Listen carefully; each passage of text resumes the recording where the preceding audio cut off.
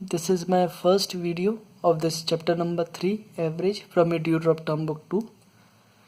Now, what does this average means? Average से आपको क्या मतलब है? एवरेज का मतलब सुनते ही साथ आपको ये लग जाता होगा कि एवरेज कोई एक सेंट्रल वैल्यू है या इसकी एक अप्रॉक्सीमेट वैल्यू है। ठीक है, तो आपका सोचना सही है। देखिए, average is a central value of a collection of numbers which give as an indication of other values और क्वांटिटीज़ इन द कलेक्शन। तो ये हम लोग को एक तरह से इंडिकेशन दे देता है। एग्जैक्ट वैल्यू नहीं है, अप्रॉक्सीमेट है, इंडिकेशन लगता है कि हाँ लगभग इतना ही होगा, तो ये इंडिकेट होता है एक तरह से। ठीक है, तो ये एवरेज निकालने के लिए क्या करते हैं, सम करते थे वैल्यूज़ का, जो भी वैल्यूज़ गिवन है उसका सम करते हैं अपॉन या डिवीज़न में नंबर ऑफ वैल्यूज़ कर देते हैं, इससे एवरेज निकल आएगा। एक एग्जांपल देखते हैं। जैसे एवरेज निकालना है आपको 1 से लेकर 15 तक के इवन नंबर्स का। कैसे निकालेंगे? इवन नंबर्स आपको गिवन है, 1 और 15 के बीच में कितने होते हैं? 2, 4, 6, 8, 10, 12 और 14। 14 से बड़ा क्या होगा? 16, जो कि 15 से बड़ा है। 2 से छोटा कुछ होता नहीं है इवन नंबर्स में। ठीक है, तो बस ये निकल आया। तो हमने कैसे निकाला कि average is equal to sum of the given numbers. Sum कर दिया सबका, 2, 4, 6, 8, 10, 12, 14 अपॉन नंबर कर दिया। नंबर ऑफ गिवन नंबर कितने हैं? 1, 2, 3, 4, 5, 6, 7, 7। ठीक है, 1, 2, 3, 4, 5, 6 और 7। तो नंबर ऑफ गिवन नंबर कितने होगा? 7। सम हो गया सबका बराबर 56। बस 8 आ गया आंसर। अब ये 8 आप इस तरह से यहाँ पर अप्रॉक्सीमेट देख लीजिए कि 8 यहाँ पर लगभग बीचों बीच पड़ रहा है। 8 की इस तरफ 3 है और इस तरफ भी 3 है, तो 8 बीच में है, तो एवरेज ही नहीं है एक तरह से। ठीक है, ये एग्जैक्टली इसलिए सेंटर पे आ गया क्योंकि यहाँ पर बिल्कुल उसी तरीके से सेम नंबर्स डिफरेंस था। अगर ऐसा सेम डिफरेंस ना हो तो कुछ कम ज़्यादा हो सकता है। एग्जाम्पल नंबर 2 में देखते हैं। विराट ने इतना स्कोर किया है 4 इनिंग्स में, शिखर ने इतना स्कोर किया है 3 इनिंग्स में। किसका बेटर एवरेज है? वही चीज़ है, टोटल रन्स को आप ऐड करिए, डिवाइड बाय 4 करेंगे। 4 क्यों? 1, 2, 3 और 4 क्यों? क्योंकि टोटल नंबर ऑफ इनिंग्स इतनी ही है, 4 है। ऐसे ही शिखर के ऐड कर देंगे, 67, 83 और 72। इन सबको ऐड कर दिया और 3 से डिवाइड कर दिया, टोटल अपॉन 3।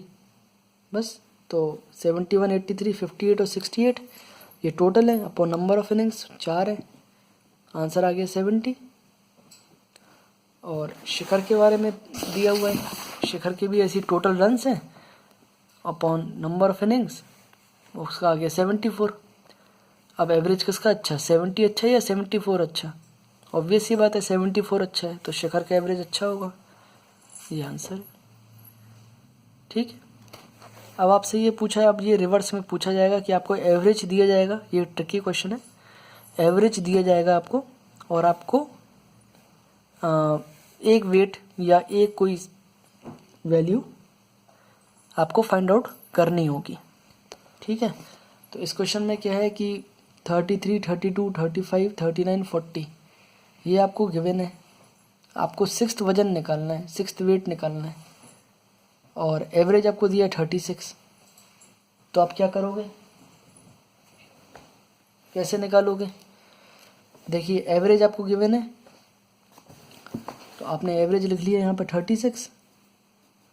सम आपने सबका कर ही दिया, तो सम कितना आ रहा है? लगभग 179। इन सब का आप सम करेंगे तो 179 आएगा। और बाकी का आपने वजन मान लिया 6th वाला W।